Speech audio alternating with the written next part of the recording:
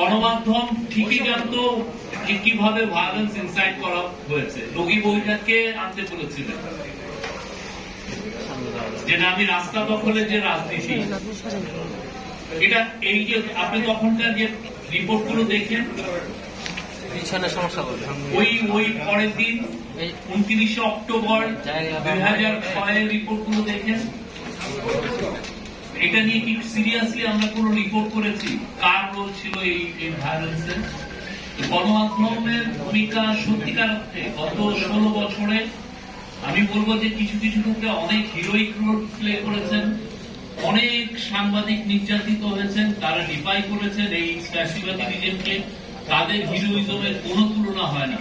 তারা তাদের ফ্যামিলিকে বিপদে ফেলেছেন, তারা তার কমিউনিটিকে বিপদে ফেলেছেন, কিন্তু তারা সত্য বলতে কিছু হয়নি।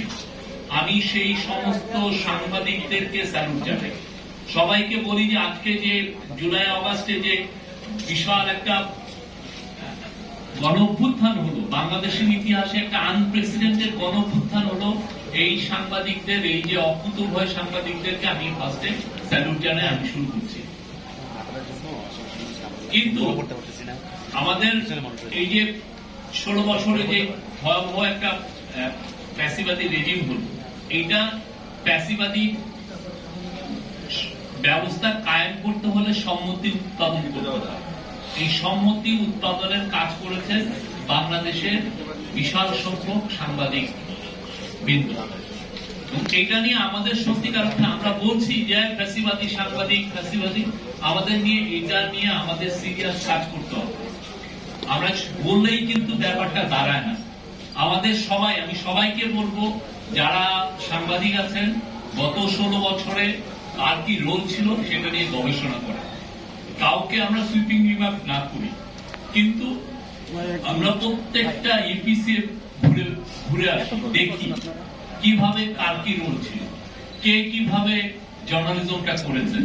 এটার ক্ষেত্রে আপনি এখনই যদি উনি ফ্যাসিবাদী, এ ফ্যাসিবাদী, তার চেয়ে বরং আমরা সবাই মিলে রিসার্চ করি, জানি যে কিভাবে ওনারা এই ভয়াবহ যে একটা আওয়ামী লীগ রেজিম, এই যে শেখ হাসিনার রেজিম, যারা বাচ্চা বাচ্চা ছেলে মেয়েদেরকে খুন করতে দ্বিধাবোধ করে নাই, তাদেরকে সম্মতি উৎপাদন কারা করেছিলেন, কিভাবে করেছিলেন। অনেকগুলো ঘটনা, আমি তো অনেকগুলো লিপিবদ্ধ করছি। প্রথম কথা হচ্ছে মিডিয়ার পরবর্তী জার্নালিজম আমাদের দেখা উচিত। তারপরে আপনার মনে আছে 2011 সালে যখন কেয়ারটেকার গভর্নমেন্ট কে অ্যাবলিশ করা হলো, সেটা জার্নালিজম আমাদের দেখা উচিত।